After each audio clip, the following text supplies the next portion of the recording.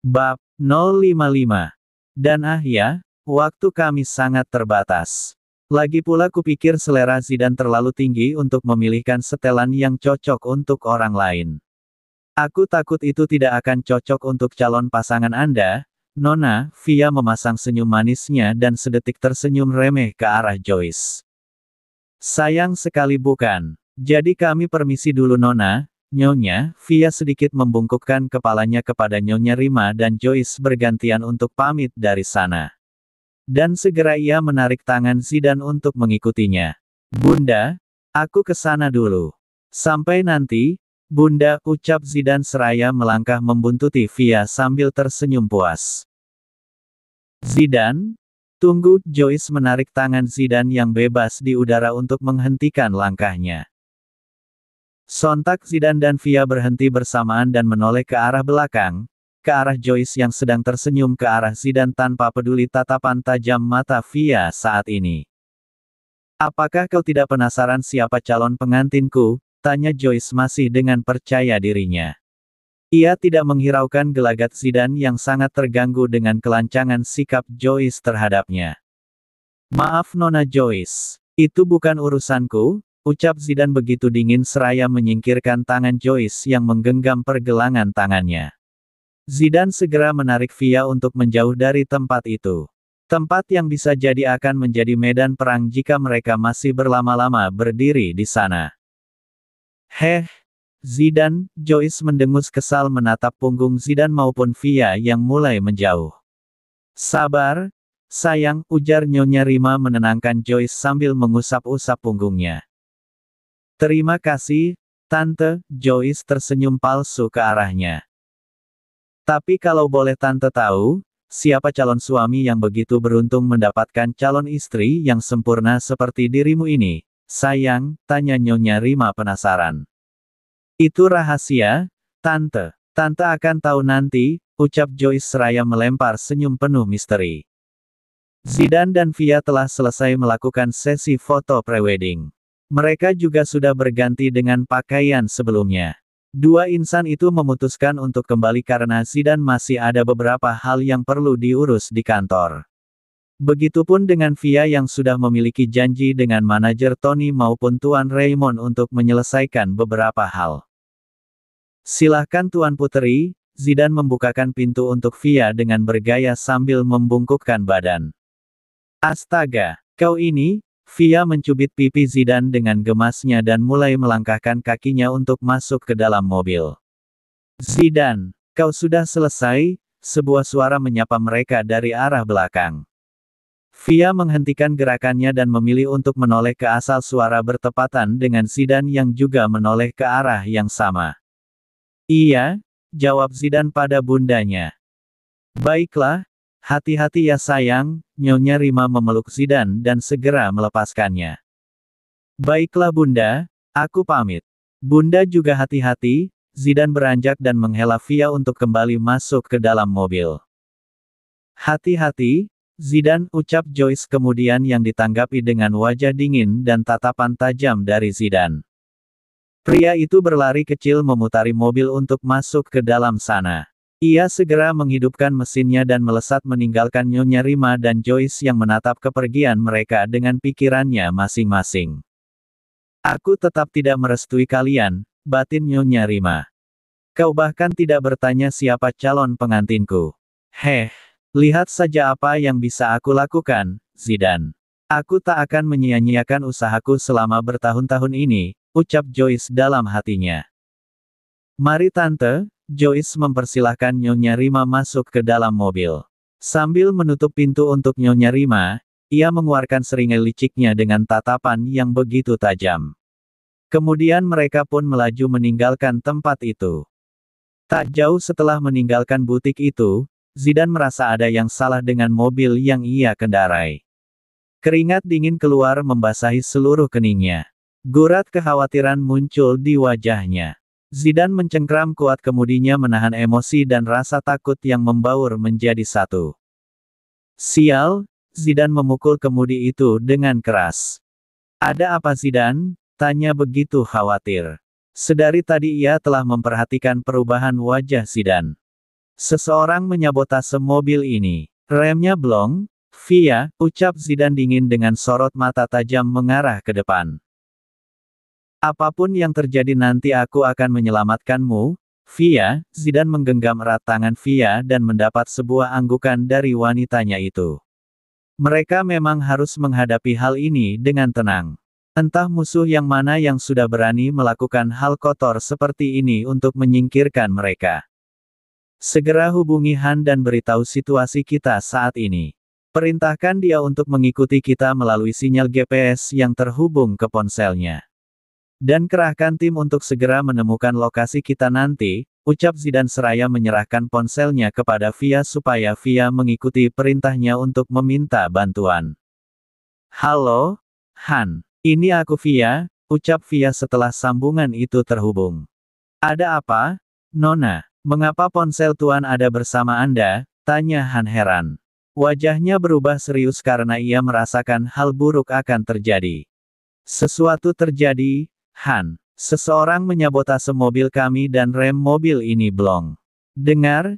Cari lokasi kami melalui sinyal GPS dan kerahkan tim untuk menemukan lokasi kami nanti.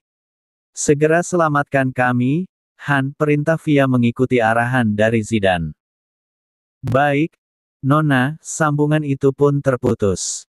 Zidane, Via menggenggam erat tangan Zidane dengan sedikit gemetar. Tangannya dingin dan berkeringat. Ia juga tak dapat menutupi rasa khawatirnya saat ini. Tenanglah sayang. Aku akan berusaha meminimalisir efek dari kecelakaan yang akan timbul nanti. Aku tidak akan membiarkanmu terluka, sayang. Zidane mengecup punggung tangan Via dan menatapnya lembut. Aku mencintaimu, Zidane, ucap Via sambil tersenyum getir. Aku juga sangat mencintaimu, sayang. Balas Zidane dan kembali mencium punggung tangan Via. Mereka saling melempar senyuman sebelum akhirnya Zidane fokus untuk mengemudi. Beruntung sejak awal Zidane mengendarai mobilnya dengan kecepatan sedang, jadi saat ini yang Zidane bisa lakukan adalah meminimalisir kejadian yang akan terjadi dengan tidak menambah kecepatannya. Via menatap ke depan dengan tatapan tajam. Perasaannya campur aduk saat ini. Ada rasa marah yang membuncah mengingat seseorang sedang bermain-main dengan nyawa mereka saat ini. Suatu anugerah Tuhan yang tak seharusnya menjadi keputusan seorang manusia biasa. Namun kesedihan juga tak luput dari hatinya. Baru saja mereka berbahagia bahkan akan menyambut hari yang sudah begitu dinanti, tapi kini tiba-tiba takdir kembali menguji kehidupan mereka. Via tak berharap banyak. Jika mereka berdua selamat maka ia akan sangat bersyukur akan hal itu. Tiba-tiba sebuah mobil box menyenggol mobil mereka dari arah belakang. Mobil itu terus mendorongnya seperti sesuatu yang disengaja. Kacanya gelap sehingga Zidane tak dapat melihat sosok yang mengemudikan mobil tersebut. Zidane berusaha mengendalikan emosinya agar tak terpancing. Ia tetap mengemudikan mobilnya dengan hati-hati. Namun tepat di sebuah tikungan tajam, mobil itu sengaja mendorong mobilnya dan Zidane pun kehilangan kendali. Mobil yang mereka tumpangi terperosok ke dalam jurang dan terus berguling ke bawah. Zidane menoleh ke arah Via yang sudah tak sadarkan diri akibat benturan di kepalanya. Keningnya sudah mengeluarkan cairan segar berwarna merah. Sedangkan dirinya tak jauh berbeda dengan kondisi Via. Luka lebam menghiasi sebagian besar wajah Zidane saat ini. Dalam kondisi mobil yang terus berguling dan dengan sisa tenaga yang ia miliki segera Zidane melepaskan sabuk pengamannya kemudian beralih ia berusaha melepaskan sabuk pengaman yang Via pakai. Naasnya mobil terguncang hebat karena terbentur batu besar hingga mengakibatkan Zidane terlempar keluar. Ia terbanting keras ke tanah. Zidane melenguh kesakitan memegangi tangannya yang sepertinya patah. Kemudian ia menatap nanar mobil yang masih berguling ke bawah. Via, serunya ketika sadar bahwa wanitanya masih berada di dalam sana. Via, panggil Zidane dengan tatapan penuh ironi. Dirinya berusaha mengejar mobil di mana Via masih berada di dalamnya. Ia berusaha keras menyeret kakinya menuruni jurang itu dengan sisa tenaga yang hampir habis dan sambil menahan sakit di sekujur badannya. Mobil itu berhenti berguling karena membentur sebuah pohon besar. Pintu mobil yang sudah tak berbentuk itu tiba-tiba terbuka sendiri akibat benturan dengan bebatuan dan pepohonan. Dan sebuah tangan menjulur keluar. "Via, Via," panggil Zidane lagi dengan suara yang makin melemah. Kakinya mulai lemas, tubuhnya sudah tidak kuat mendukung keinginannya untuk menggapai dan menyelamatkan kekasih hatinya. Bruk, Zidane terjatuh ke tanah. Tangannya menggapai-gapai ke udara. Seperti keinginan yang besar untuk merengkuh Via ke dalam dekapannya. "Via," suara Paro itu terdengar sangat pelan dan lemah. Zidane mulai menutup matanya, ia pingsan dan tak sadarkan diri. Duar, tiba-tiba mobil itu meledak di detik terakhir Zidane menutupkan matanya dengan sempurna. "Ana!" Zidane berteriak histeris saat tiba-tiba terbangun dari tidur panjangnya. Saat ini ia tengah terbaring di ranjang rumah sakit dengan beberapa alat medis terpasang ke tubuhnya, sudah 2 minggu Zidane mengalami koma. FLASHBACK on. Saat itu setelah mendapat kabar dari Via, Han langsung bergerak sesuai dengan perintah. Wajah Han yang biasanya tenang kali ini benar-benar terpampang gurat khawatir di sana. Perasaannya sungguh tidak nyaman membuatnya makin gelisah. 15 menit setelah sambungan telepon itu, tim yang Han bawa sampai di lokasi kecelakaan. Mereka menyisir tempat itu dan menuju sebuah kepulan asap yang begitu tinggi. Dan beberapa meter sebelum mencapai sumber asap, mereka menemukan Zidane tergeletak tak sadarkan diri dengan luka di sekujur tubuhnya. Han melihat ke sekeliling untuk mencari keberadaan satu orang lagi yang tak lain adalah Via. Ia memerintahkan orang-orang yang ia bawa untuk menyisir sekitar lokasi dan sisanya segera membawa Zidane ke rumah sakit agar bisa segera ditangani. Dan untuk dirinya sendiri, ia lebih memilih untuk mengawal pencarian ini sekaligus memastikan apa yang sudah terjadi sebenarnya kini. Han mendekati mobil yang masih terbakar dengan kobaran api yang begitu besar. Segera ia memerintahkan beberapa orangnya untuk memadamkan api itu dengan peralatan seadanya karena mobil pemadam kebakaran yang ia panggil sebelumnya belum juga datang. Selang 10 menit, mobil pemadam kebakaran datang.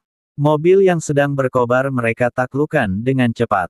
Mobil itu sudah gosong berwarna kehitaman dan sudah tak berbentuk lagi. Sisa besi-besi yang masih panas, membuat mobil itu mengepulkan asap tebal. Ia memerintahkan beberapa petugas untuk mengecek keadaan mobil dan mencari keberadaan Via. Hingga akhirnya mereka menemukan sebuah mayat dalam kondisi gosong. "Bawa mayat itu. Kita harus memeriksanya," perintahan pada beberapa orang di sana. FLASHBACK off. "Zidane," seru Nyonya Rima dari sofa rumah sakit tak jauh dari sana dan bergegas menghampiri putranya. "Akhirnya kau sadar juga, Zidane," Tuan Dion bernafas lega. Ia juga segera bangkit mengekor di belakang Nyonya Rima. "Apa ada yang sakit, Nak?" tanya Nyonya Rima dengan raut wajah yang begitu khawatir. Zidane tak menjawab. Ia masih memulihkan isi otaknya yang masih tertinggal oleh kejadian terakhir yang menimpanya dan Via. "Ya, Via," akhirnya ia terlintas nama itu di benaknya. "Via, di mana Via?" tanya Zidane pada kedua orang tuanya. Nyonya Rima dan Tuan Dion saling melempar pandangan penuh arti. Mereka masih enggan menjawab, lebih seperti bingung apa yang harus mereka jawab sebenarnya. Kemudian mereka kembali menatap Zidane. Tuan Dion tak dapat menghilangkan tatapan sendu itu dari matanya. "Han, panggil Han," ucap Zidane dingin. Kedua orang tua itu masih bingung apa yang harus mereka lakukan. Mereka tak bergeming dan hanya kembali saling memandang satu sama lain. "Han, Han, Han," teriak Zidane geram karena tak juga mendapat tanggapan dari kedua orang tuanya itu. Ia berusaha untuk duduk dengan susah payah lantaran satu tangannya harus digips karena mengalami patah tulang. Tuan Dion berusaha membantunya, namun Zidane menepis tangan ayahnya dengan kasar. Ia memilih untuk berusaha sendiri. Dadanya berdebar hebat, nafasnya tersengal akibat emosi yang campur aduk di dalam hatinya. Zidane mencengkram selimut yang menutupi tubuhnya dengan satu tangannya. Ia sungguh belum bisa menerima kabar buruk apapun saat ini. Matanya menatap lurus ke depan dengan tatapan tajam namun sesekali ia mengerutkan alisnya penuh rona kesedihan. Han, seru Zidane kepada pria yang baru saja masuk setelah mendengar namanya disebut dengan keras. Ya Tuan, Han berusaha sekuat tenaga menjaga emosinya dan tetap tenang. Ia sudah tahu bahwa bosnya ini akan memintanya menjelaskan semua yang terjadi setelah ia sadarkan diri, seperti saat ini. Tapi melihat raut wajah bosnya itu yang terlihat jelas bahwa antara amarah dan kesedihan menjadi satu, membuatnya makin tak tega memberitahukan kenyataannya. Katakan Han, katakan, suaranya terdengar lemah namun tetap terdengar tajam hingga menusuk ke telinga yang mendengarnya. Han pun sama dengan kedua orang tua Zidane, ia juga memaku tubuhnya. Ia bingung untuk menjelaskan semuanya dari mana. Tapi ia juga tak ingin menyembunyikan faktanya karena cepat atau lambat Zidane akan mengetahui semua dengan sendirinya. Han, apa kau tuli? Hah, bentak Zidane begitu keras seraya melempar bantal yang ada di ranjang ke arah wajah asistennya itu. Maaf Tuan. Dengan sigap Han menangkap bantal itu dan mengembalikannya ke ranjang Zidane dengan sangat hati-hati. Kan, Zidane menggeram sambil mengeratkan giginya. Ia menatap tajam ke arah Han yang sedang menaruh bantal tepat di sampingnya. Bola matanya bergerak mengikuti setiap gerakan yang Han buat. Zidane, Tuan Dion mendekat ke sisi ranjang putranya. Sudah 2 minggu kau tak sadarkan diri, ada baiknya jika kau diperiksa dulu, ucap Tuan Dion hati-hati. Rupanya ia berusaha menengahi suasana yang mencekam ini. Seorang ayah itu ingin meredam emosi putranya yang tentu tidak baik untuk kondisi kesehatannya saat ini.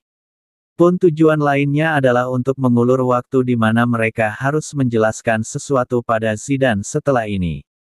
Zidane tak menjawab. Ia diam, tak bersuara sama sekali. Ia tidak mengiyakan namun juga tidak menolak ucapan ayahnya itu. Han, segera panggil dokter, perintah Tuan Dion yang segera dilaksanakan oleh Han. Keadaan Tuan Zidane sudah baik-baik saja. Hanya perlu waktu untuk pemulihan pada cedera tangannya. Sebaiknya Tuan banyak istirahat terlebih dahulu dan tidak banyak menggerakkan tangan yang cedera, salah satu dokter memberi penjelasan. Baiklah kami permisi dulu. Jika membutuhkan sesuatu segera panggil kami, beberapa dokter dan perawat membungkukkan diri untuk pamit meninggalkan ruangan itu. Kakak, sebuah suara terdengar nyaring berasal dari pintu bersamaan dengan petugas medis yang keluar dari sana. Maaf aku baru datang Kak. Aku sedang ada rapat penting di kantor dan segera memutuskan ke sini setelah mendapat kabar bahwa kakak sudah siuman, tutur Sam dengan nafas tersengal. Ia membungkuk memegangi lututnya untuk menopang tubuhnya yang terasa lelah karena setelah keluar dari lift ia memilih untuk berlari menuju kamar Zidane lantaran tak sabar untuk melihat langsung kondisi kakaknya saat ini. Ia begitu bahagia mendengar kabar baik ini hingga akhirnya ia memilih untuk mengakhiri rapat penting itu dan dengan sangat bersemangat ia berangkat menuju rumah sakit tempat Zidane dirawat. Kakak yang sangat ia sayangi meskipun sehari-hari yang ia dapat hanya untuk dimarahi. Tapi Sam tahu bahwa sebenarnya kakaknya itu selalu peduli dan menyayanginya. Apa masih ada yang sakit, Nak? Tanya Nyonya Rima khawatir. Ia mendudukkan dirinya di bibir ranjang di sebelah putranya seraya menyentuh lengan Zidane. Tidak, jawab Zidane singkat tanpa memberi respon apapun. Ia menatap keluar jendela kamarnya. Segan rasanya ia memandang wajah orang-orang yang berasal di ruangannya ini. Zidane lebih memilih untuk menutupi ekspresi wajahnya kini. Kau harus banyak istirahat, sayang. Urusan kantor biar Han dan Sam yang mengatasinya. Atau Bunda bisa meminta Joyce membantu mereka. Mulut Sam langsung bertindak memotong ucapan Nyonya Rima. Kami masih sangat sanggup, Bunda untuk mengurus perusahaannya tanpa bantuan siapapun. Ucap Zidane tajam yang sudah menegakkan posisi berdirinya. Benar Nyonya, kami tidak membutuhkan bantuan siapapun. Semuanya berjalan dengan lancar, tambahan yang juga sudah tak sabar dengan ucapan Nyonya Rima yang pasti akan membuat mood Zidane semakin buruk.